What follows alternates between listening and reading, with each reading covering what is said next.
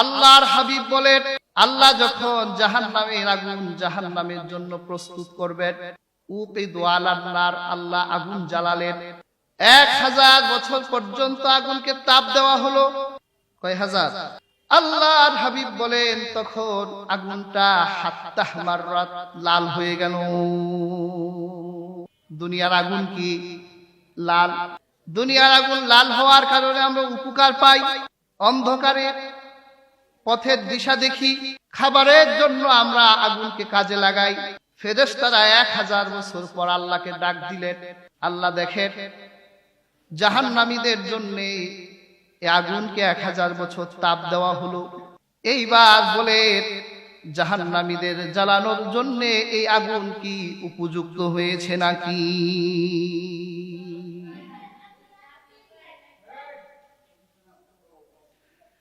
আল্লাহ পাক বলেন, জাহান্নামীদেরকে জ্বালানোর জন্য এখনো এই আগুন চলবে না, এই আগুনকে আরো জ্বালা। আবার 1000 বছর তাপ দেওয়া হলো। হাদিস নববীতে আল্লাহর হাবিব বলেন, হাত্তা ইয়াবদাত, তখন জাহান্নামের আগুন সাদা হয়ে গেল। কয় হাজার বছর তাপ দিল? মোট 2000। আল্লাহ পাককে ডেকে বলে, আল্লাহ দেখে জাহান্নামীদেরকে জ্বালানোর জন্য এই আগুন কি উপযুক্ত হয়েছে? আল্লাহ পাক বলে, না, এই জাহান্নামের আগুনকে আরো জ্বালা। ফেরেশতারা আবার 1000 বছর তাপ দিলেন, হাত্তা সুয়াদ্দাত। আল্লাহর হাবিব বলেন তখন জাহান্নামের আগুন কালো হয়ে গেল।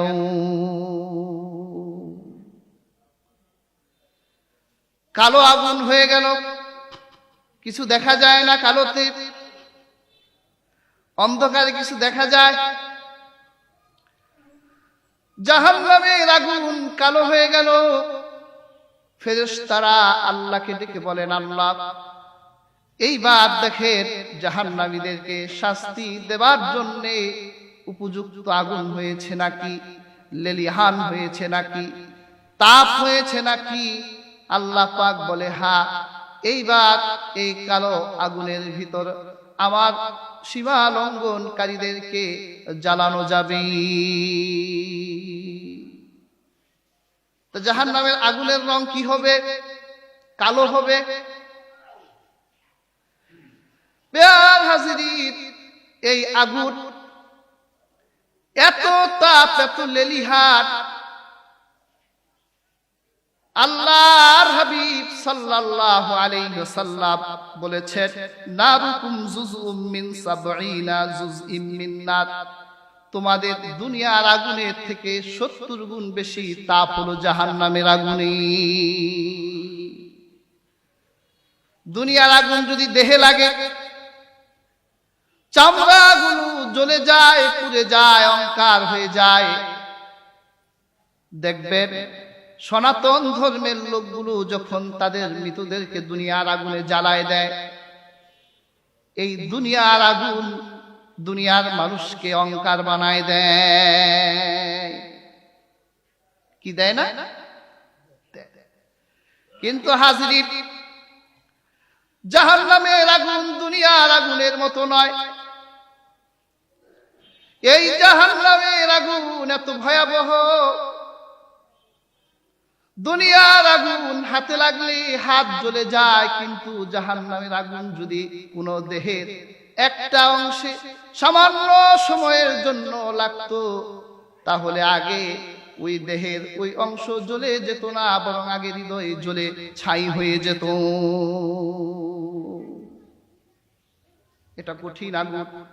দুনিয়ার পানি দিয়ে জাহান্নামের আগুন নিভানো যায় না, কিন্তু রহমতের নবী বলেছেন, চোখের এক ফোঁটা পানি জাহান্নামের আগুন নিভাই দিতে পারে। চোখের পানির দাম আছে,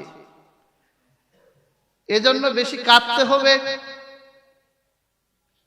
হৃদয় নরম করতে হবে, অন্ধকার রজনীতে বসে আল্লাহর হুজুরিতে এই জাহান্নামের কথা মনে করে কান্না করতে হবে।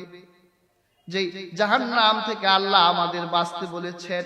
আল্লাহ পাক বলেন, ইয়া আইয়ুহাল্লাযীনা আমানু কু আনফুসাকুম ওয়া আহলিকুম নারা।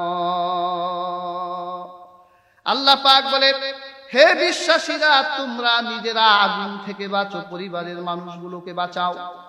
হাজিরিন, এই কঠিন আগুন আমরা সহ্য করতে পারবো না। এই কঠিন আগুন আমরা আমাদের নেয়ার মতোই আগুন নয়। এই জন্য এই আগুন থেকে আমাদের বাঁচতে হবে। কি বলেন, বাঁচতে হবে কিনা? বাঁচতে হবে। জাহান্নাম বড় ভয়াবহ জায়গা। এটা যে কত ক্ষুধার্ত, আল্লাহ আর ক্ষুধা বাড়াচ্ছে দিনে দিনে। হাদিসে এসেছে, যখন হাসরের মাঠে জাহান্নামকে উঠানো হবে, জাহান্নাম গর্জন দিয়ে উঠবে। দেখবেন আমাদের গরুগুলো, ষাঁড়গুলো যখন গর্জন দেয়, ডান বাম দিকে দৌড়ায়, ওকে বসে আনার জন্য লাগাম পরানো হয়। এই জাহান্নাম তো বড়ই গর্জন, জাহান্নাম তো বড় ভয়ানক, বড় ক্ষুধার্ত। গর্জন দিয়ে উঠবে। আল্লাহ এই জাহান্নামকে বসে আনার জন্য ৭০,০০০ শিকল পরাবে জাহান্নামকে। আমাদের পশুগুলো বসে আনার জন্য একটা দুইটা লাগাম পরায়, আর জাহান্নামকে বসে আনার জন্য আল্লাহ ৭০,০০০ লাগাম পরাবে।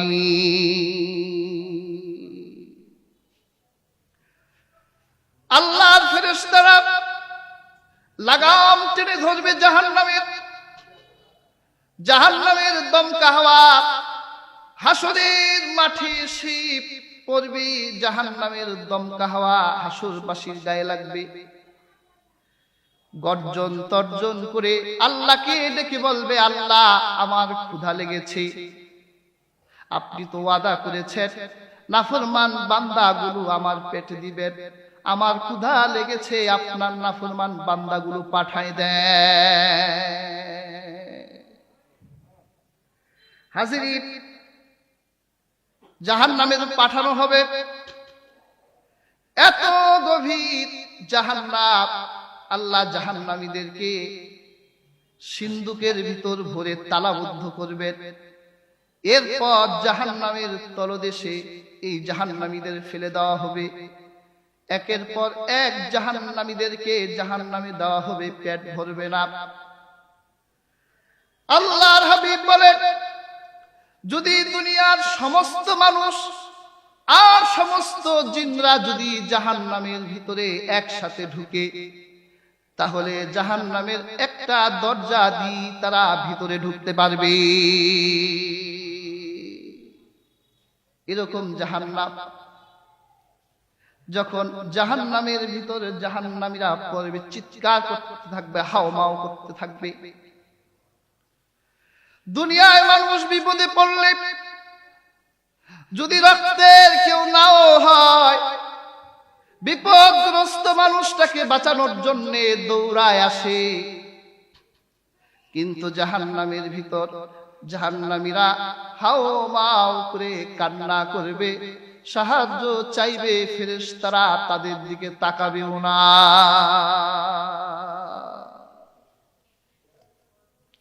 আলাইহা মালাইকাতুন গিলাযুন শিদাদুন লা ইয়াসুনাল্লাহ। ওই ফেরেশতাদের তো হৃদয় নাই, মন নাই, কঠিন দিলের শক্ত হৃদয়ের। হাওয়া করে কান্না করলে তোমার দিকে তারা তাকাবেও না। আল্লাহ পাক এই জাহান্নাম মূলত রেখেছেন কাফেরদের জন্য, মুনাফিকদের জন্য। আর ঈমানদারকে বলেছেন এই আগুন থেকে বাঁচো। কি বলেন, বাঁচতে হবে কিনা? বাঁচতে হবে আগুন থেকে। এই আগুন সহ্য করার মতো ক্ষমতা পৃথিবীর কারণে।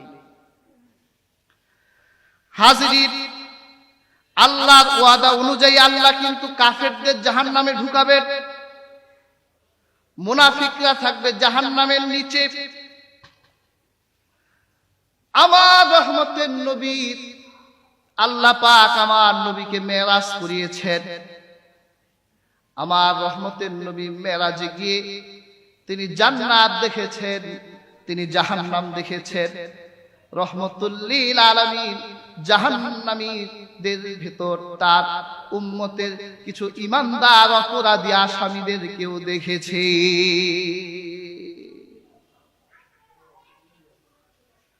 হাদিসের কিতাবে এসেছে,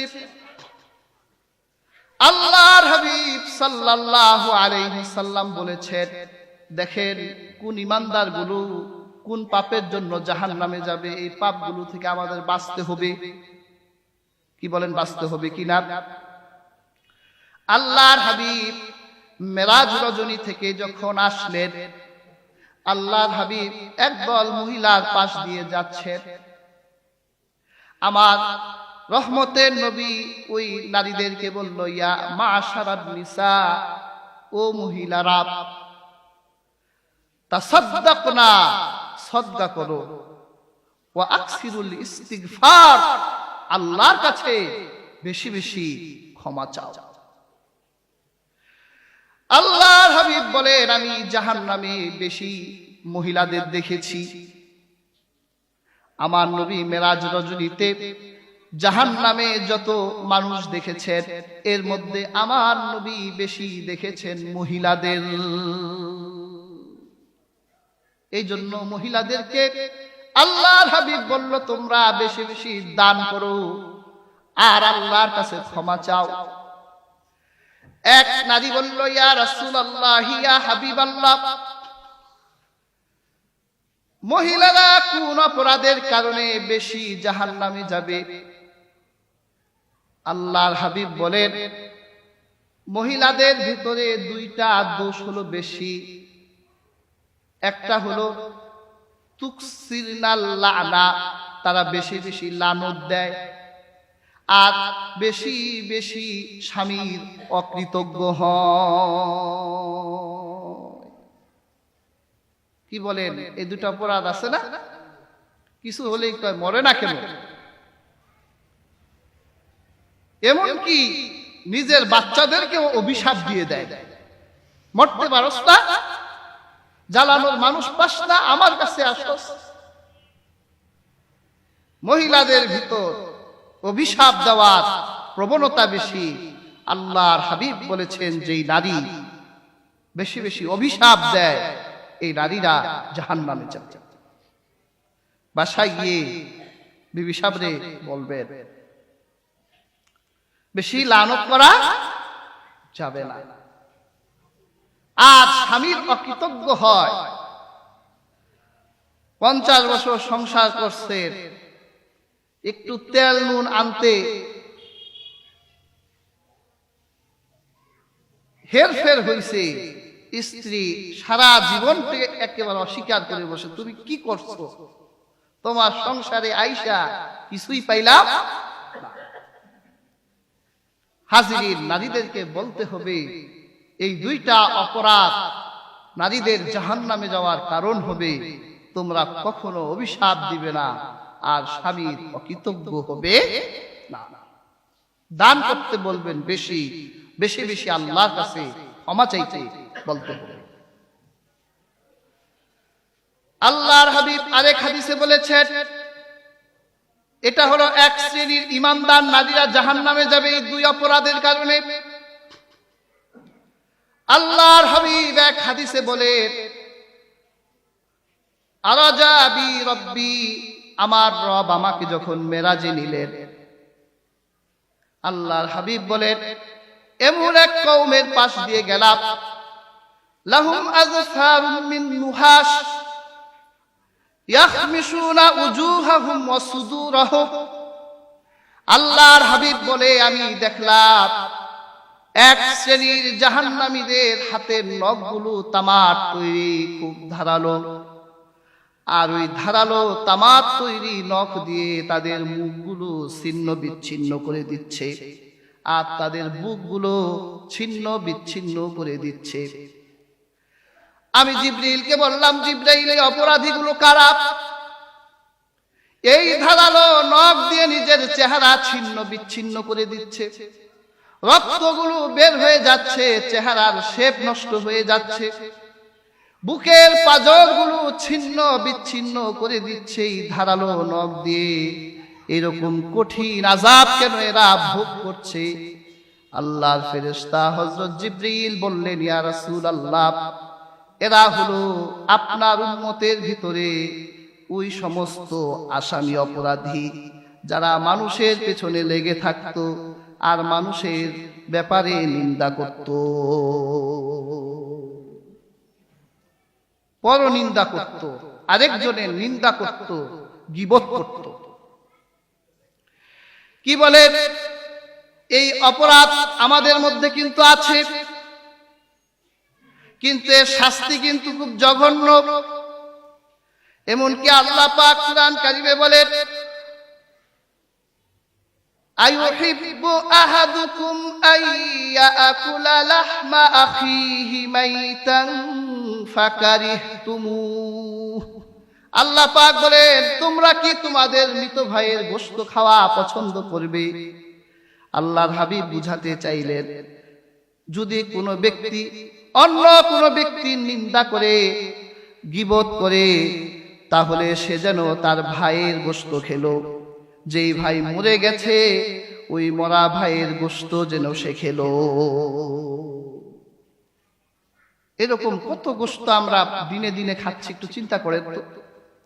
আর নির্বাচনের সময় এই গোশত খাওয়া আমাদের আরো বেড়ে যায়।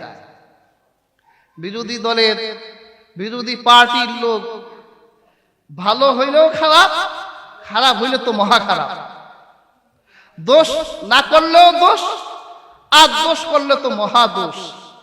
30 বছর আগে কি করছে, তাও চায়ের দোকানে চা খায় আর সিগারেট সুকটান দিয়ে জাহান্নামের কাজ করি, মরা ভাইয়ের গোশত খায়। হাজির, এরকম গোশত কিন্তু আমরা সাধারণ মানুষ তো দূরে, আমরা হুজুররাও খাই এখন। আমরা অনেক হুজুরদেরও দেখি স্টেজে বসে আরেক হুজুরের বদনাম একটাও বাদ রাখে না। ওই স্টেজে হুজুর যতক্ষণ ওয়াজ করে ততক্ষণ আরেক ভাইয়ের মরা গোশত খেতে থাকে। এটা খুব মারাত্মক অপরাধ। আরেকজনের দোষ এটা বর্ণনা করার জন্য নয়, বরং এটা চেপে রাখার জন্য। আরেক ভাইয়ের দোষ দেখলে গোপন রাখবেন, কিয়ামতে আল্লাহ আপনার দোষকে গোপন রাখবেন। আমাদের মা আয়েশা, আমাদের আরেকটা মা ছিল হযরত সাফিয়া রাদিয়াল্লাহু তাআলা। সাফিয়া রাদিয়াল্লাহু তাআলা আনহা ছিল একটু বেটে। হযরত মা আয়েশা একদিন মা সাফিয়াকে বলছে, ইয়া রাসূলুল্লাহ, আপনার এই বউ তো বামুন, আপনার এই বউ তো বেটে। রাসূলুল্লাহ তিনি এত কষ্ট পেলেন, হযরতে মা আয়েশাকে বলল, লাকাদ কুলতি কালিমাতাত লাউ মুজিজাত বিমাইল বাহরি লামাজাজাত। শোনো আয়েশা, তোমার এই কথাটা যদি সমুদ্রে নিক্ষেপ করা হতো, এত মারাত্মক কথা যা সমুদ্রের পানিকে তিতো করে ফেলত।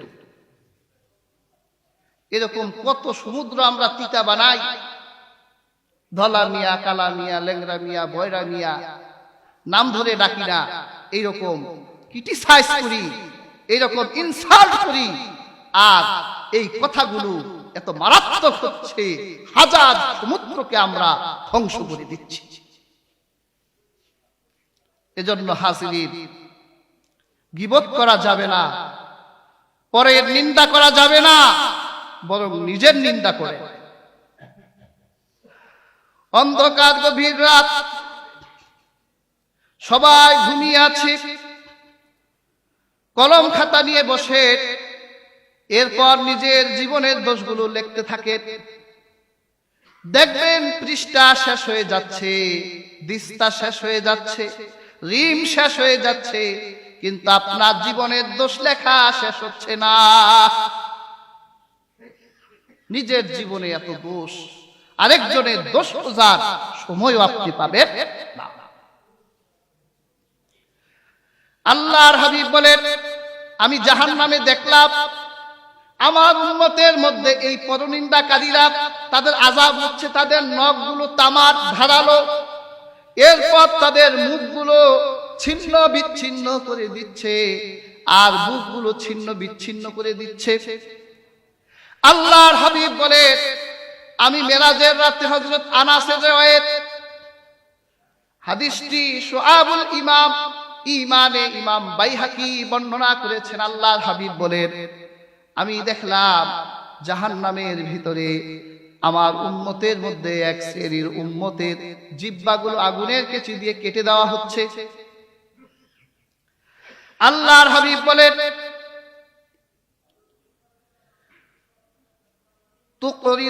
তুকরাদু শিফাহুহুম বিমাকারিদা মিন নার। আমি দেখলাম এক শ্রেণীর মানুষের জিহ্বাগুলো আগুনের কেচি দিয়ে কেটে ফেলা হচ্ছে। কি বলেন, জিহ্বা কেটে ফেললে মজা লাগে না, কষ্ট লাগে? আমি জিবরিলকে বললাম, জিবরিল, এই যে আগুনের কেচি দিয়ে কেন জিহ্বাগুলো কেটে দেওয়া হচ্ছে?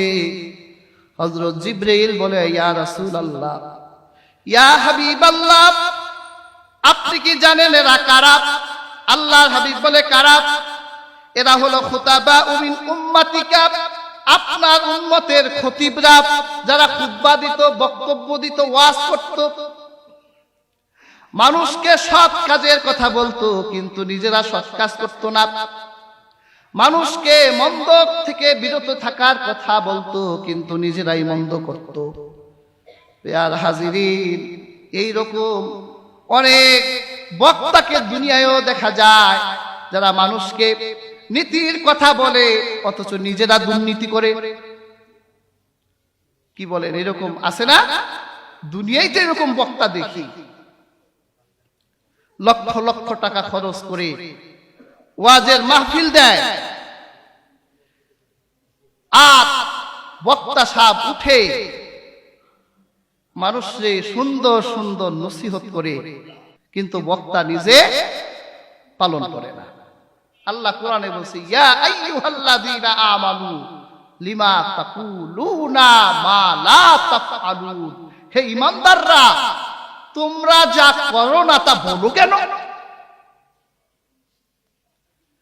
নিজে নামাজ পড়ে না, কই মুসল্লি সাহেব ওই আজান দিছে যান না নামাজ, মানে নিজে পড়বে না কিন্তু আরেকজনকে। আল্লাহ বলে, তোমরা যা করো না তা বলো কেন?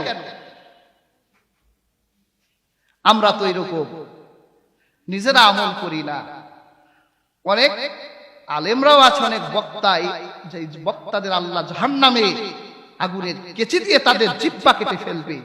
এরকম বেআমল তাকওয়াবিহীন অনেক বক্তা, তাদেরকে আমরা জানি যে তারা মানুষকে ওয়াজের নসিহত করে কিন্তু সফরে থাকা অবস্থায় তারা নামাজ পড়ে না।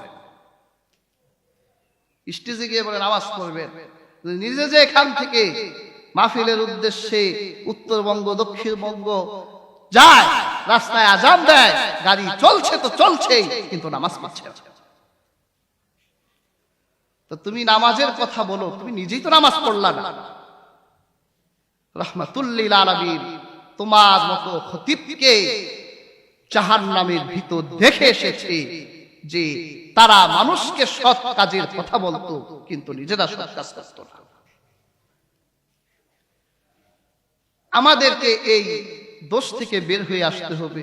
নিজেরা যা করব তাই বলবো, যা পারবো না তা বলবো। যদি তা বলি তাহলে কিয়ামতের দিন শাস্তি কি? জিহ্বা কেটে দেওয়া হবে।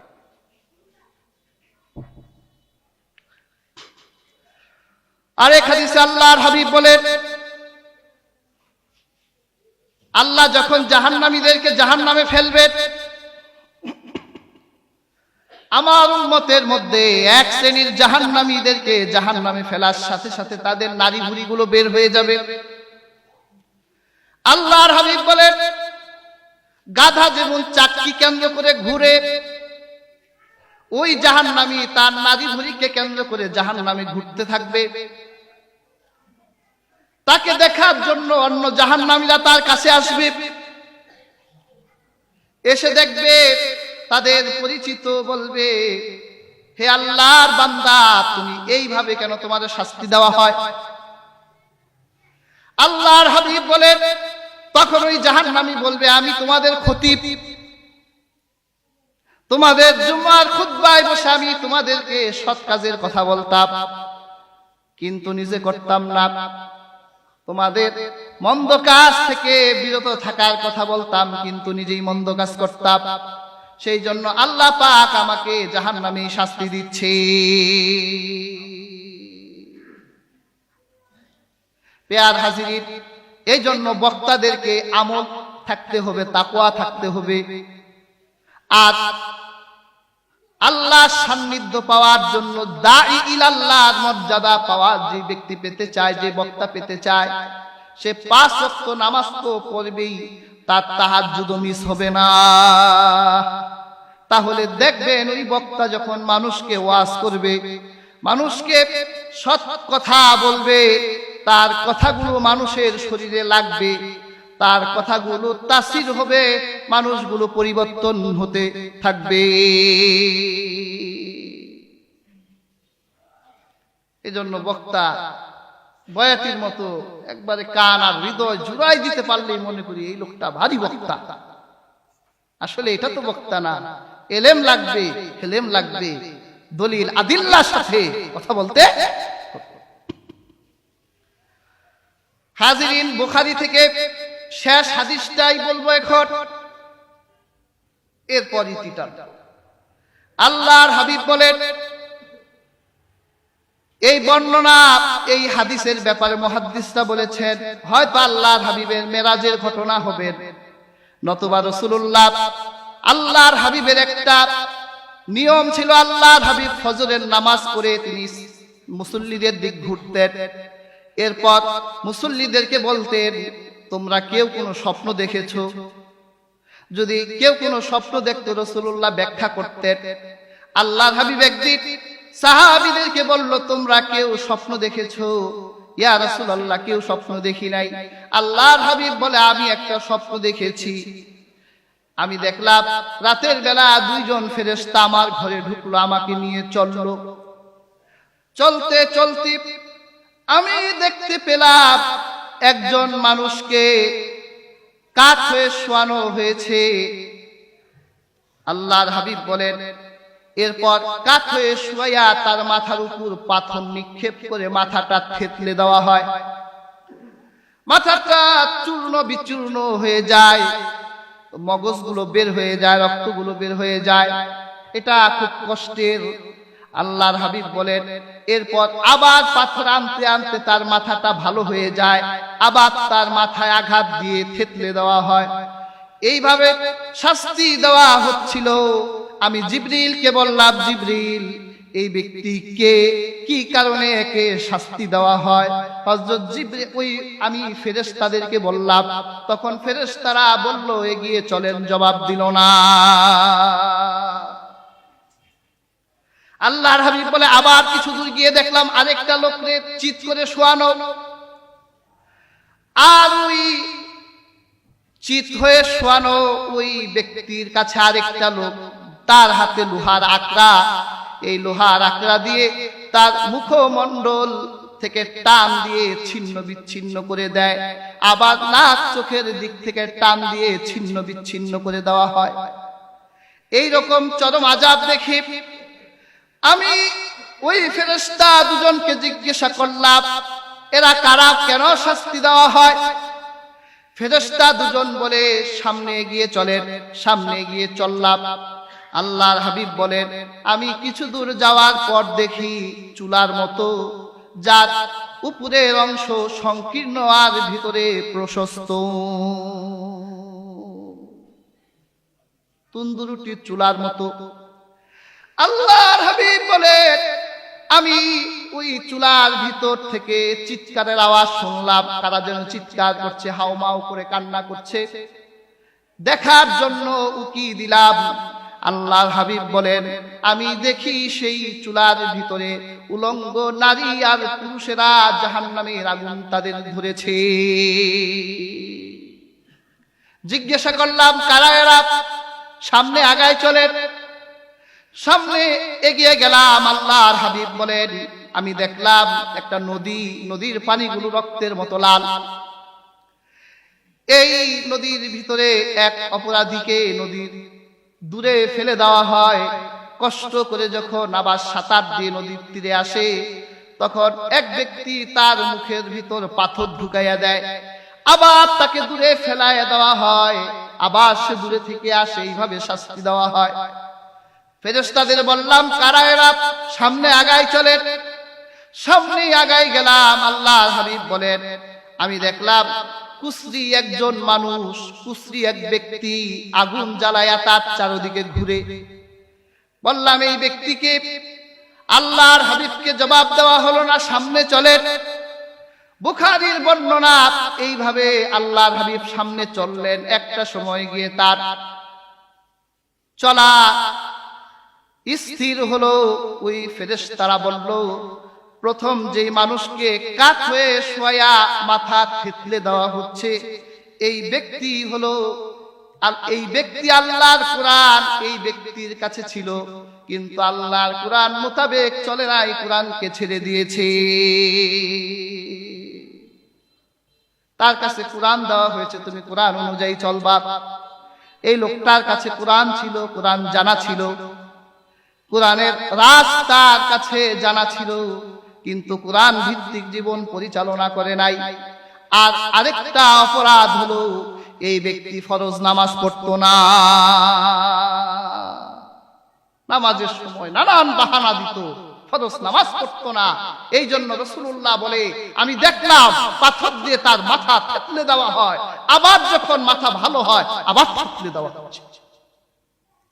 আল্লাহর হাবিবকে বলা হলো, চিৎ করে শোয়ানো, মুখমণ্ডল ছিন্ন বিচ্ছিন্ন করে দেওয়া হয় আকড়া দিয়ে।